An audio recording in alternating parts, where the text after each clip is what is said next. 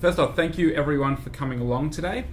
Today our webinar is on how to automate rehires, contract extensions and renewals.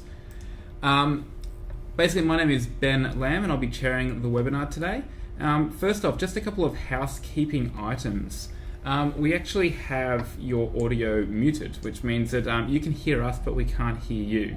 So if you do have any questions, you can type the queries into the questions panel, so what we're just using then for my awesome trivia. And we'll try and get back to you at the end of the session, but if we do run out of time, I'll make sure that someone from our office does follow up with you as soon as they can. So also one other thing is don't worry about taking notes. We'll actually be releasing the recording of today's webinar on our blog shortly after. Alright, so just to give you a bit of information about myself and also our presenter Tim. I'm actually, as I mentioned before, my name is Ben Lamb and I'm the Customer Services Manager here at Navigo. I've actually been working in the HR space for over 10 years now, so a long time. And basically what I look after at Navigo is the support and also the account management for all of Navigo's products. Presenting today is Tim Simcotta, who is an account manager at Navigo. He's been working in the recruitment technology space for over 5 years, and he speaks to over 100 organisations a month around onboarding. So he's very good at this topic, and hopefully he'll give you some information that will be helpful. Thanks, Ben. Last off, just to give you a bit of information around Navigo. HROnboard is actually brought to you by Navigo, which is who both Tim and myself work for, and it's a leading HR solution provider in Australia. So we're actually based out of Melbourne, and we serve over 600 enterprise customers in Australia and New Zealand. We go to market under a number of different brands. So one of our brands is the Navigo Workforce Intelligence, which is a distributor of workforce intelligence solutions covering organisational charting, workforce modelling and planning, and analytics, and also succession planning. We also have HROnboard, which is what we're here to talk about today, which is our employee onboarding tool. And we have another arm, which is Navigo Research, which is a news and content site for HR tech professionals, and we're the authors of the annual Australian HR Technology Survey. So that's just a little bit about Navigo and who's presenting. So now, without further ado, I'll pass this over to Tim to run us through the presentation. Thank you, Tim. Thank you, Ben. Okay, so thank you everybody for attending today. It's great to see such a great turnout for another webinar, and I hope that what we cover today is quite informative. Before I get started and talk about how we can help automate contract renewals and extensions, I want to cover off a few points about where we would most commonly see contract extensions or renewals, and the common issues that I come across on a day-to-day basis when discussing this with organisations. So contract examples, let's touch on the first point, which is contractors. And most commonly I'll see this in organisations where there's a lot of project work, as an example with construction companies who are frequently taking on new contractors or extending contracts for existing staff. Okay. The second one is promotions, which is one we all like and one we all enjoy. But with a promotion comes a new job, comes new conditions, and the need to do a new contract. Welcoming back an old employee. This is something I've been through again myself previously. Going back to an old organisation, didn't need to go through all the hoopla of a new employee. All I needed was a contract to say welcome back, and this is another example of where we may use this particular feature. Change of conditions.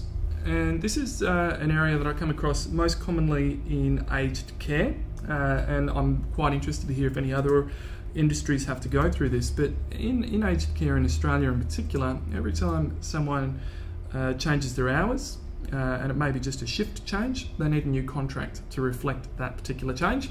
And that creates a lot of headaches for a lot of organisations I talk to who are clearly stressed out by it, and we'll actually find that they're doing 10 times more contracts for existing staff than they are for new staff.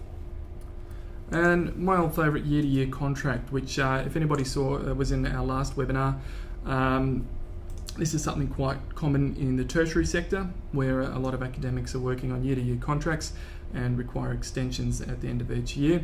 I use the example of my wife, who is an academic and a university lecturer, and every year she'll get a new contract.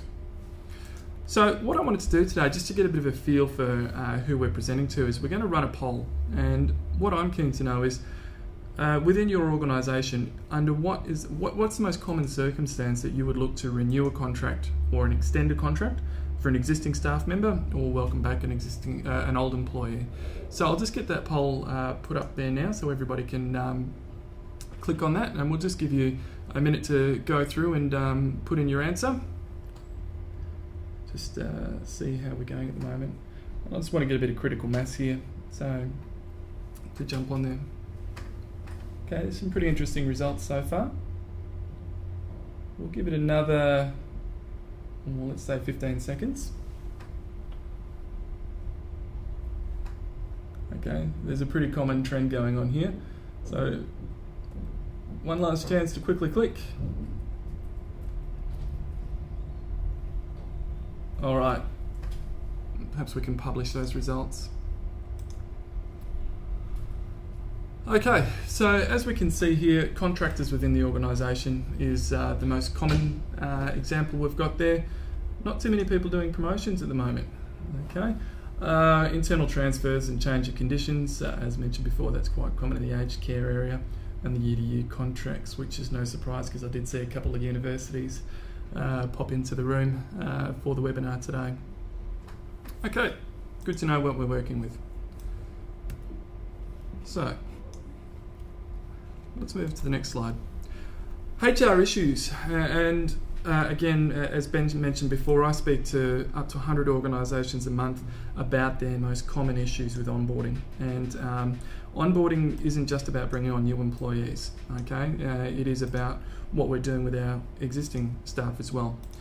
It is time-consuming and menial work for HR recruitment. So how much time, and what we need to think of here, and it gets frequently overlooked because we're all so focused on new employees, but how much time is your team spending on building contracts for an existing staff member? And what else could they be doing with that time? Quick turnaround, okay, which can lead to compliance issues. Where this is most common is when we need to change a staff member's conditions. For instance, a shift change. All right, we may need to get that turned over very quickly because that shift change may need to take effect immediately. And what are the compliance issues if we don't get that done quickly? Okay. Needless to say, the countless amount of money, the millions of dollars spent on wasted paperwork, okay, because we're printing out these contracts and putting them back out to existing employees. And of course, my old favourite, which is candidate uncertainty. Just because someone works for you already does not mean that they are a sure thing to accept a contract extension or a promotion. Okay, obviously they're more likely to, but what we need to do is not take them for granted by sitting there and making them wait to get their promotion or their new contract. All right, clearly they're looking around, or they could be looking around. Let's quickly get in and get this done now. So what I want to cover off here is things that are important for you to consider as part of your process for rehires or internal hires or transfers. Okay, what details need to go into your contracts? Okay, are the contracts that you're putting together for existing staff the same as what you would put out for new staff? Okay, what you may find is that the terms and conditions have already been agreed to, and it may be just a simple 1 or 2 pager. All right, so when you're putting together a process, think about that and take that into consideration. We want to make this as simple as possible. Do you need to reconfirm personal details? If somebody's been with your organisation for 2 years, do we need to confirm at this stage their new contract, their new address or banking details or emergency contacts? These things change. Do you want to take this as an opportunity to do that change, or do you already have that in your self-service area of your payroll system? Okay, but that's a very important factor to take into consideration. There's no point putting out a contract to an existing staff member using old details. And are your policies up to date with all staff members? This procedure that we're going to go through now doesn't necessarily have to be just for a job change. Your organisation may have changed its policies and procedures, and all of your staff may be running on old legal requirements and old documentation. This can also be used, and what we're about to go through can also be very important in making sure that all staff members are up to date with your latest policies, procedures, okay, which is a massive legal requirement. So, what we're going to go through now is using an onboarding solution for handling contract extensions and renewals. So just bear with me for a moment while I bring up our favourite friend, the friends there at Marion Company. And what I'm going to show you here is how HROnboard can actually use this. Now, I'm actually logged in as Rick. Now, for those of you who are familiar with HROnboard, Rick is our recruitment manager at Marion Company, and Rick is the guy who gets to put together all of the employment contracts. So what we're going to do now is we're going to hit Create Candidate, and I just want to show you how this would differ within a product such as HROnboard. So we can see here now that we have two workflows, and it's very important to point this out. And a workflow for a rehire or an internal hire will be different to a new hire because it is a different set of information we need. For a new hire, we need to go through and get tax, super, personal details, banking details. All of these details may not be required because we've already got them in the system for an existing employee. Okay, so that's why it's important to think about and consider what sort of workflow you want for a rehire. So let's just, if we click on that, we can go through and get started. Now, rather than go through that whole process now, what I'm actually going to do is show one that I prepared earlier. Okay, so Ben, you've done a great job emceeing my last couple of webinars, so I'm going to give you a promotion, okay? Oh, thanks, Tim. No worries. So I prepared all of this detail earlier and loaded in all Ben's details and address, which I can do from my existing system, from my payroll system, or wherever this data is stored. And I'm actually going to promote Ben up to be a sales assistant at Marion Company. I'll leave Rob, our head of sales here at Navigo, as your boss, Ben. And as we scroll through here, we can see all the employment details. And this is all the stuff that will go into the contract for Ben to go out. Once I'm happy with all of the detail here, I can actually just send that to him. I can also review the contract. In the interest of saving time today, we're just going to send the offer straight to Ben. Sorry. Now, what this will do is a couple of things. The first thing is Ben will receive a text message that will actually notify him that he has a new contract to review. Once he has that text message, and that'll go off on my phone any moment now, so if you do hear a beep in the background, that's what that is. Once he receives that text message, he will actually be able to go into his email account and view his employment offer.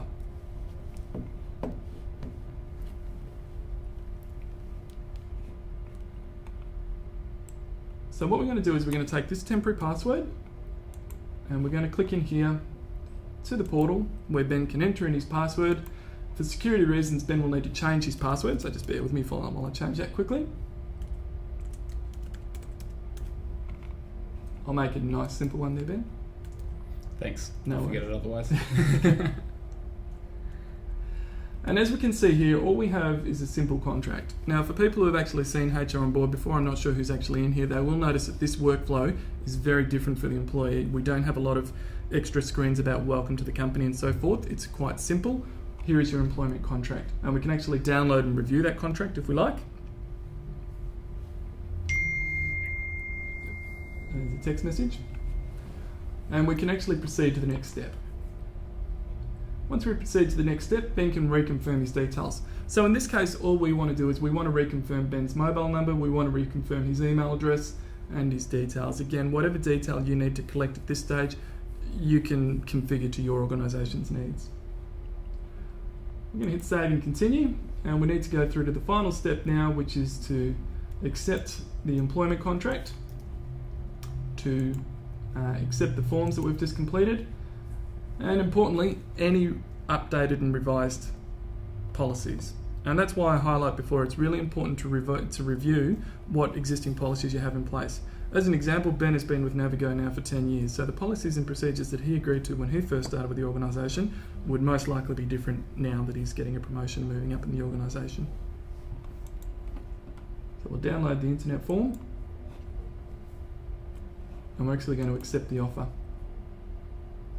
Once we've accepted the offer, Ben has sent a 6-digit code to actually accept, and there's the code there, which is 715627. Once we hit continue, there we go. Congratulations, Ben. Okay? An email notification will then go out to the hiring manager, which will take just a moment to populate. There it is. Just to let the hiring manager know that Ben has accepted his contract extension, and we can do the internal detail with regards to payroll and loading of the forms.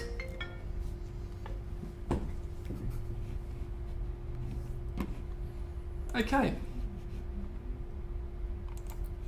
So now that we've seen that, I just want to go through a few key takeaways with regards to onboarding of existing staff members, okay? The first point is that it's not just about bringing on new staff, okay? Onboarding is about also maintaining existing staff, okay? Moving into a promotion and moving into a new role within the organisation is onboarding in itself. It's really important, second point there is that it is really important to create a formal process for contracting internal and returning staff, okay? And we touched on this because of the legalities around policies, procedures and so forth, not to mention the actual requirements around your contracts. Make sure your contracts and policies are all up to date. So you may want to go back and review this after later on today and have a look through and see what you've got on record. How many of your current staff are on the current policies and procedures? Okay, and if they are all out of date, what are you going to do and how are you going to formalise to make sure everyone is on track? Okay. So we're keeping it short and sweet today, so I wanted to, go through a couple of bits and pieces here. Incidentally, if anybody has any questions at the moment, please do feel free to type into your question box because we're going to finish up in a moment and then I'll be taking questions. But in the meantime, I just want to highlight the return on investment calculator. While a lot of people look at our tool and onboarding tools in general and think how much time and effort is this going to save, they do need to put together a business case. On the HROnboard website, you'll see a return on investment calculator, which helps you calculate how much money you're spending now on onboarding of new and existing staff and how much money you could save. Also, if anybody has any further questions about what we've gone through today and would like to go into greater detail, or a more in-depth discussion about their particular set of circumstances and how a tool like HROnboard can help, or onboarding tools in general, my contact details are there. Please do feel free to send me an email, so tim.sincotter@hronboard.com.au. Otherwise, phone 03 9879 4060, and of course, jump on our website HROnboard.com.au. So I'm going to throw the floor open to questions now, and just see if we've got anything there. All right, just having a look through them. Got one question here asking, what information can I provide to contractors recontracting when recontracting? Okay, lots of contracting in there, but what information can we supply to them? Yeah, okay, so it really comes down to how you need your setup configured. Some organisations will need, as I said, to put out new procedures, policies. Some will need to actually attach documentation around, for contractors on construction sites in particular, they'll need a set of details about that particular site. So it really, the simple question is whatever detail, the simple answer I should say is whatever detail you need to go into that rehire or that employment offer or extension, whatever detail you need to attach, you can do so, okay? And most systems are quite flexible to allow you to do that. All right, I've got another one here. How many different templates can we use? I'm assuming that's for the different types of rehires. Different types of rehires, yep. Okay, so we have two, as you saw there, we have two workflows. So we had a rehire workflow and a new hire workflow. Simply, if you do need a couple of different workflows with regards to rehire, that's easy enough to do because some rehires are different. Some will be for new contracts, some may be just for policies. So you can set up and configure those workflows to meet your needs. So again, the simple answer is it's up to you how much you need. Cool. All right, well, that's we've only got a couple of questions today, light on the questions, which is good. It means that Tim explained it well, hopefully. Hopefully. Yes. So, look, we'll wrap it up there. So, a big thank you, everyone, for joining us today. I hope you feel like you've actually learned something that might actually help you work a bit more efficiently in the future. If you have missed anything during this webinar, please feel free to give us a call. Tim's number is on the screen at the moment, down the bottom there. Or alternatively, we'll be sending out the recording of this webinar and putting it onto our blog. So you'll get an email with a link to the blog shortly. So please feel free to have another look, and just anything you missed, you can have a look there. So thanks again, everyone, for joining us, and I hope you have a great day. And thank you, Tim, for presenting. No, thank you, and thank you, everybody, for coming along.